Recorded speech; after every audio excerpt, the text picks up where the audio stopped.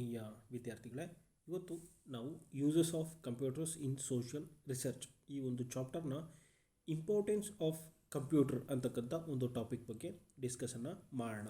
ನಾವು ಲಾಸ್ಟ್ ಕ್ಲಾಸಲ್ಲೇ ಡಿಸ್ಕಸನ್ನು ಮಾಡಿದಾಗೆ ಕೆಲವೊಂದಿಷ್ಟು ವಿಷಯಗಳನ್ನ ಡಿಸ್ಕಸ್ ಮಾಡಿದಾಗೆ ಕಂಪ್ಯೂಟರ್ ಅಂತಕ್ಕಂಥದ್ದು ಇವತ್ತಿನ ಸಮಾಜದ ಅತ್ಯಂತ ಅಗತ್ಯವಾಗಿರ್ತಕ್ಕಂಥ ಒಂದು ವಸ್ತು ಆಗಿದೆ. ನಾವು ಯಾವುದೇ ಆಫೀಸ್ಗಳಲ್ಲಿ ನೋಡೋದಾದರೂ ಕೂಡ ಈ ಕಂಪ್ಯೂಟರ್ ಇಲ್ಲದೆ ಯಾವ ಕೆಲಸಗಳು ಕೂಡ ನಮಗೆ ಆಗೋದಕ್ಕೆ ಸಾಧ್ಯವಾಗೋದಿಲ್ಲ. ಅಷ್ಟು ಇವತ್ತು ನಾವೇನು ಮಾಡಿದ್ದೀವಿ, ಕಂಪ್ಯೂಟರ್ಗೆ ಅಡಿಕ್ಟ್ ಆಗಿ ಹೋಗಿದ್ದೀವಿ. ಮಾನವನೇ ಕಂಪ್ಯೂಟರ್ನ ತಯಾರಿಸಿದರೂ ಕೂಡ ಆ ಕಂಪ್ಯೂಟರ್ ಹೊರತಾಗಿ ಮಾನವ ಇವತ್ತು ಯಾವುದೇ ಕೆಲಸಗಳನ್ನ ಮಾಡೋದಕ್ಕೆ ಆಗದೇ ಇರೋಷ್ಟು ನಾವು ಅವುಗಳ ಮೇಲೆ ಏನಾಗಿದ್ದೀವಿ, ಡಿಪೆಂಡನ್ನು ಆಗಿದ್ದೀವಿ. ಇದರಿಂದ ನಾವು ಕಂಪ್ಯೂಟರ್ನ ಇಂಪಾರ್ಟೆನ್ಸ್ ಎಷ್ಟಿದೆ ಅಂತಕ್ಕಂಥದ್ದನ್ನು ನಾವಲ್ಲಿ ತಿಳ್ಕೊಬೋದಾಗುತ್ತೆ. ಹಾಗೆ ಬೇರೆ ಬೇರೆ ಒಂದು ಫೀಲ್ಡ್ಸ್ಗಳಲ್ಲೂ ಕೂಡ ಏನು ಮಾಡ್ಬೋದು, ನಾವು ಕಂಪ್ಯೂಟರ್ನ ಇವತ್ತು ಯೂಸ್ ಮಾಡ್ತಾ ಇರೋದ್ರಿಂದ ಯಾವ್ಯಾವ ಫೀಲ್ಡ್ಗಳಲ್ಲಿ ನಾವು ಕಂಪ್ಯೂಟರ್ಗಳನ್ನ ಯೂಸ್ ಮಾಡ್ತಿದ್ದೀವಿ, ಅದರ ಉಪಯೋಗಗಳು ಏನು ಎಲ್ಲದನ್ನು ಕೂಡ ನಾವೇನು ಮಾಡ್ಬೋದು, ತಿಳ್ಕೊಳ್ಳೋದಕ್ಕೆ ಸಾಧ್ಯ ಆಗುತ್ತೆ. ಮುಖ್ಯವಾಗಿ ನಾವು ಎಜುಕೇಷನ್ ಒಂದು ಸೆಕ್ಟಾರಲ್ಲಿ ನಾವು ಕಂಪ್ಯೂಟರ್ನ ಅಥವಾ ಎಜುಕೇಷನ್ ಸಿಸ್ಟಮಲ್ಲಿ ಕಂಪ್ಯೂಟರ್ನ ಹೇಗೆ ಯೂಸ್ ಮಾಡ್ತೀವಿ, ಏನೇನು ಅದರ ಉಪಯೋಗಗಳಿದೆ, ಅದರ ಮಹತ್ವ ಏನು ಎಜುಕೇಷನ್ ಫೀಲ್ಡಲ್ಲಿ ಅಂತ ಮುಖ್ಯವಾಗಿ ತಿಳ್ಕೊಳ್ಳೋದಾದರೆ, ಎಜುಕೇಷನ್ ಫೀಲ್ಡಲ್ಲಿ ಇವತ್ತು ನಾವು ಸಿಸ್ಟಮ್ಸ್ಗಳನ್ನ ತುಂಬ ಯೂಸ್ ಮಾಡ್ತಾ ಇದ್ದೀವಿ. ಅದು ಮೊದಲನೇದಾಗಿ ನಾವು ಸಪೋಸ್ ಈಗ ಉದಾಹರಣೆಗೆ ನೋಡೋದಾದರೆ ಮೊದಲಿಗೆ ಅಟೆಂಡೆನ್ಸ್ ಎಲ್ಲದನ್ನು ಕೂಡ ಏನು ಮಾಡ್ತಿದ್ರು ಅಂತಂದರೆ ಒಂದು ಬುಕ್ಕಲ್ಲಿ ಬರೀತಾ ಇದ್ರು ಸ್ಟೂಡೆಂಟ್ಸ್ ಅಟೆಂಡೆನ್ಸ್ಗಳನ್ನ. ಆದರೆ ಇವಾಗ ಏನಾಗ್ತಿದೆ ಅಂತಂದರೆ ನೇರವಾಗಿ ಲ್ಯಾಪ್ಟಾಪ್ಗಳಲ್ಲೇ ಸ್ಟೂಡೆಂಟ್ಸ್ ಅಟೆಂಡೆನ್ಸ್ಗಳನ್ನ ಏನು ಮಾಡ್ತಾರೆ, ತೆಗೆದುಕೊಳ್ತಾರೆ.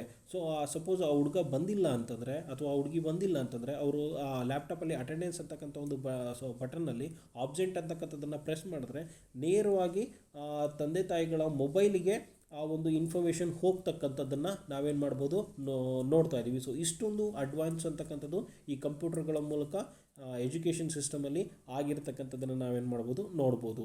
ಹಾಗೆ ಅಡ್ಮಿನಿಸ್ಟ್ರೇಷನ್ ವಿಷಯಕ್ಕೆ ಬಂದರೆ ಅಡ್ಮಿನಿಸ್ಟ್ರೇಷನಲ್ಲೂ ಕೂಡ ಏನಾಗಿದೆ, ಇವತ್ತು ಕಂಪ್ಯೂಟರ್ನ ಯೂಸ್ ಮಾಡ್ತಾ ಇದ್ದಾರೆ.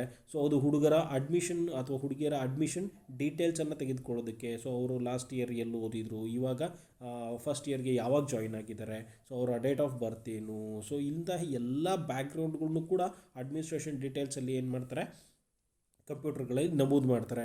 ನಮಗೆ ಆ ಇನ್ಫಾರ್ಮೇಷನ್ಗಳು ಬೇಕು ಅಂದಾಗ ನಾವು ಹಿಂದೆ ಬುಕ್ಗಳನ್ನ ಎಲ್ಲದನ್ನು ತೆಗೆದು ಹುಡುಕಬೇಕಾಗಿತ್ತು. ಆದರೆ ಈಗ ಜಸ್ಟ್ ಅವ್ರ ನೇಮ್ ಕ್ಲಿಕ್ ಮಾಡಿದ ತಕ್ಷಣ ಅವರ ಇಡೀ ಅಡ್ಮಿಷನ್ ಡೀಟೇಲ್ಸ್ ಏನಾಗುತ್ತೆ, ನಮಗೆ ಸಿಗುತ್ತೆ.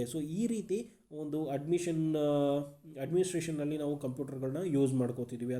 ಹಾಗೆ ಹುಡುಗರಿಗೆ ಡಿಸ್ಟ್ರಿಬ್ಯೂಷನ್ ಮಾಡ್ತಕ್ಕಂಥ ಸ್ಕಾಲರ್ಶಿಪ್ ಡೀಟೇಲ್ಸ್ಗಳನ್ನು ಕೂಡ ನಾವೇನು ಮಾಡ್ಬೋದು, ಕಂಪ್ಯೂಟರ್ಗಳಲ್ಲಿ ಫೀಡ್ ಮಾಡ್ಬೋದು. ನಮಗೆ ಬೇಕು ಅಂತಂದಾಗ ಅದು ಸಿಗುತ್ತೆ. ಮತ್ತು ಬೈಫರ್ಕೇಟ್ ಮಾಡೋಕ್ಕೆ ಸ್ಕಾಲರ್ಶಿಪ್ ಯಾರ್ಯಾರಿಗೆ ಎಷ್ಟೆಷ್ಟು ಬಂದಿದೆ, ಯಾವ್ಯಾವ ವರ್ಷದಲ್ಲಿ ಎಷ್ಟೆಷ್ಟು ಸ್ಕಾಲರ್ಶಿಪ್ ತೊಗೊಂಡಿದ್ದಾರೆ, ಯಾರ್ಯಾರು ತೊಗೊಂಡಿದ್ದಾರೆ, ಯಾವ್ಯಾವ ಸ್ಕಾಲರ್ಶಿಪ್ಗಳನ್ನ ತೆಗೆದುಕೊಂಡಿದ್ದಾರೆ, ಈ ಎಲ್ಲ ವಿಷಯಗಳನ್ನು ಕೂಡ ಬೈಫರ್ಕೇಟ್ ಮಾಡೋಕ್ಕೆ ಕಂಪ್ಯೂಟರ್ ಅಂತಕ್ಕಂಥದ್ದು ನಮಗೆ ತುಂಬ ಹೆಲ್ಪ್ಫುಲ್ ಆಗುತ್ತೆ. ಮತ್ತು ಈಸಿಯಾಗಿ ನಾವು ಅದನ್ನು ಪರ್ಫಾರ್ಮ್ ಮಾಡ್ಬೋದು. ಮತ್ತು ಅದನ್ನು ಎಷ್ಟು ವರ್ಷಗಳ ಕಾಲನೂ ಕೂಡ ಅದರಲ್ಲಿ ಸ್ಟೋರ್ ಮಾಡೋದಕ್ಕೂ ಕೂಡ ಸಾಧ್ಯ ಆಗುತ್ತೆ. ಈ ಎಲ್ಲ ಅಂಶಗಳನ್ನು ಕೂಡ ನಾವು ಅಡ್ಮಿನಿಸ್ಟ್ರೇಷನ್ ವಿಚಾರದಲ್ಲಿ ಕಂಪ್ಯೂಟರ್ನ ಈ ಥರ ಯೂಸ್ ಮಾಡ್ಕೊಳ್ಳೋದಕ್ಕೆ ಸಾಧ್ಯ ಇದೆ. ನೆಕ್ಸ್ಟು ಟೀಚಿಂಗ್ ವಿಷಯಕ್ಕೆ ಬಂದರೆ ಟೀಚಿಂಗ್ ವಿಷಯದಲ್ಲಂತೂ ಇವತ್ತು ತುಂಬ ಅಡ್ವಾನ್ಸ್ ಆಗಿದೆ. ಕಂಪ್ಯೂಟರ್ಗಳನ್ನ ಯೂಸ್ ಮಾಡಿಕೊಂಡು ನಾವೇನು ಮಾಡ್ತಿದ್ವಿ, ಪ್ರಾಜೆಕ್ಟ್ಗಳನ್ನ ಮುಖ್ಯವಾಗಿ ಯೂಸ್ ಮಾಡಿಕೊಂಡು ನಮಗೆ ಕ್ಲಾಸ್ ರೂಮ್ಗಳಲ್ಲಿ ಪ್ರಾಜೆಕ್ಟ್ ಮುಖಾಂತರ ನಾವು ಟೀಚರ್ನ ಏನು ಮಾಡ್ತಿದ್ದೀವಿ, ಮಾಡ್ತಾ ಇರ್ತಕ್ಕಂಥದ್ದನ್ನು ನಾವು ನೋಡೋದಕ್ಕೆ ಸಾಧ್ಯ ಆಗುತ್ತೆ.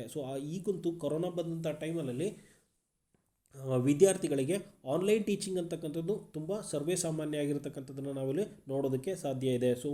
ಮೊದಲು ಏನಾಗ್ತಿತ್ತು ಅಂತಂದರೆ ನಮಗೆ ಆಫ್ಲೈನ್ ಕ್ಲಾಸ್ಗಳೇ ತುಂಬ ಇಂಪಾರ್ಟೆಂಟ್ ಆಗಿತ್ತು. ಆದರೆ ಇವಾಗ ಅಂತಂದರೆ ಕೊರೋನಾ ಬಂದಂಥ ಟೈಮಲ್ಲಿ ಆಫ್ಲೈನ್ ಕ್ಲಾಸ್ಗಳನ್ನ ತೆಗೆದುಕೊಳ್ಳೋದಕ್ಕೆ ಆಗದೇ ಇದ್ದಾಗ ಆನ್ಲೈನಲ್ಲೂ ಕೂಡ ಟೀಚ್ ಮಾಡಿದ್ದನ್ನು ನಾವು ನೋಡೋದಕ್ಕೆ ಸಾಧ್ಯ ಇದೆ.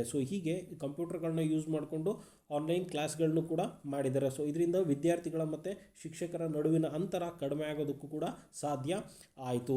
ಹಾಗೆ ಎಲ್ಲ ಕಾಲೇಜ್ಗಳಲ್ಲಿ, ಸ್ಕೂಲ್ಗಳಲ್ಲಿ ಇವತ್ತು ಕಂಪ್ಯೂಟರ್ ಲ್ಯಾಬ್ಗಳನ್ನು ಓಪನ್ ಮಾಡಿದ್ದಾರೆ. ಕಂಪ್ಯೂಟರ್ ಲ್ಯಾಬ್ಗಳ ಮೂಲಕ ವಿದ್ಯಾರ್ಥಿಗಳಿಗೆ ಕಂಪ್ಯೂಟರ್ನ ಹೇಗೆ ಫಂಕ್ಷನ್ಸ್ ಮಾಡುತ್ತೆ, ಹೇಗೆ ನಾವು ಕಂಪ್ಯೂಟರ್ಗಳಲ್ಲಿ ಪ್ರೋಸೆಸನ್ನು ಮಾಡ್ಬೋದು, ಹೇಗೆ ನಾವು ಕಂಪ್ಯೂಟರ್ಗಳನ್ನ ಇಟ್ಕೊಂಡು ವರ್ಕ್ ಮಾಡ್ಬೋದು ಅಂತಕ್ಕಂಥದ್ದನ್ನು ಎವ್ರಿ ಕ್ಲಾಸ್ಗಳಲ್ಲೂ ಕೂಡ ಏನು ಮಾಡ್ತಿದ್ದಾರೆ, ತಿಳಿಸ್ಕೊಡ್ತಿದ್ದಾರೆ. ಯಾಕೆ ಅಂತಂದರೆ ಇವತ್ತಿನ ಸ್ಕೂಲ್ ಮಟ್ಟದಲ್ಲೇ ನಾವು ಎಲ್ಲ ಮಕ್ಕಳುಗಳು ಕೂಡ ಕಂಪ್ಯೂಟರ್ನ ಕಲಿತಕ್ಕಂಥದ್ದನ್ನು ನಾವೇನು ಮಾಡ್ಬೋದು, ನೋಡ್ಬೋದು. ಯಾಕಂತಂದರೆ ಫ್ಯೂಚರಲ್ಲಿ ನಾವು ಕಂಪ್ಯೂಟರ್ ಇಲ್ಲದೆ ಯಾವ ಕೆಲಸನೂ ಕೂಡ ಮಾಡದೇ ಇರೋದಕ್ಕೆ ಆಗದೇ ಇರತಕ್ಕಂಥ ಒಂದು ಸನ್ನಿವೇಶ ಏನಾಗುತ್ತೆ, ಕ್ರಿಯೇಟ್ ಆಗುತ್ತೆ. ಅದಕ್ಕೋಸ್ಕರನೇ ಇವಾಗಿಂದನೇ ಮಕ್ಕಳಿಗೆ ಕಂಪ್ಯೂಟರ್ಗಳನ್ನ ಆಪ್ರೇಟ್ ಮಾಡೋದನ್ನು ನಾವೇನು ಮಾಡ್ತಿದ್ವಿ, ಹೇಳ್ಕೊಡ್ಲೇಬೇಕಾಗುತ್ತೆ. ಹಾಗೆ ಮೇಲ್ಗಳ ಸಹಾಯದಿಂದಲೂ ಕೂಡ ಇವತ್ತು ಎಷ್ಟೋ ಡೌಟ್ಸ್ಗಳನ್ನ ಟೀಚರು ಮತ್ತು ಸ್ಟೂಡೆಂಟ್ಸ್ಗಳ ಮಧ್ಯೆ ಕಮ್ಯುನಿಕೇಟ್ ಆಗಿ ಅವುಗಳನ್ನ ಸಾಲ್ವ್ ಮಾಡ್ಕೊಂಡಿರ್ತಕ್ಕಂಥದ್ದನ್ನು ಕೂಡ ನಾವು ನೋಡೋದಕ್ಕೆ ಸಾಧ್ಯ ಆಗುತ್ತೆ ವಿದ್ಯಾರ್ಥಿಗಳೇ. ಹಾಗೆ ರಿಸರ್ಚ್ ಫೀಲ್ಡಲ್ಲೂ ಕೂಡ ಇವತ್ತು ಸಿಸ್ಟಮ್ಗಳನ್ನ ನಾವು ಏನು ಮಾಡ್ತಿದ್ದೀವಿ, ಯೂಸ್ ಮಾಡ್ತಾ ಇದ್ದೀವಿ. ರಿಸರ್ಚ್ನ ಎಷ್ಟೋ ಪಾರ್ಟ್ಗಳಲ್ಲಿ ಇವತ್ತು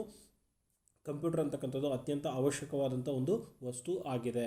ಸೊ ಈ ಕಂಪ್ಯೂಟರಿಂದಾಗಿ ನಾವು ಎಷ್ಟೋ ಸಂಕೀರ್ಣವಾದಂತಹ ಒಂದು ಸಂಶೋಧನೆಗಳನ್ನ ಸರಳ ರೂಪಕ್ಕೆ ಅದನ್ನು ನಾವೇನು ಮಾಡ್ಬೋದು, ಕನ್ವರ್ಟ್ ಮಾಡೋದಕ್ಕೆ ಸಹಾಯ ಆಗಿದೆ. ಸೊ ವಿದ್ಯಾರ್ಥಿಗಳೇ, ಇವತ್ತಿನ ಕ್ಲಾಸ್ನಲ್ಲಿ ನಾವು ಇಷ್ಟೊಂದು ಅಂತಂದರೆ ಕಂಪ್ಯೂಟರ್ ಅಂತಕ್ಕಂಥದ್ದು ಎಷ್ಟು ಮಹತ್ವಪೂರ್ಣವಾಗಿದೆ, ಅದರಲ್ಲೂ ಕೂಡ ಎಜುಕೇಷನ್ ಫೀಲ್ಡಲ್ಲಿ ಎಷ್ಟೊಂದು ಮಹತ್ವವನ್ನು ಪಡ್ಕೊಂಡಿದೆ ಅಂತಕ್ಕಂಥ ಒಂದು ವಿಷಯವನ್ನು ನಾವು ಇವತ್ತೆಲ್ಲ ನೋಡಿದ್ದೀವಿ.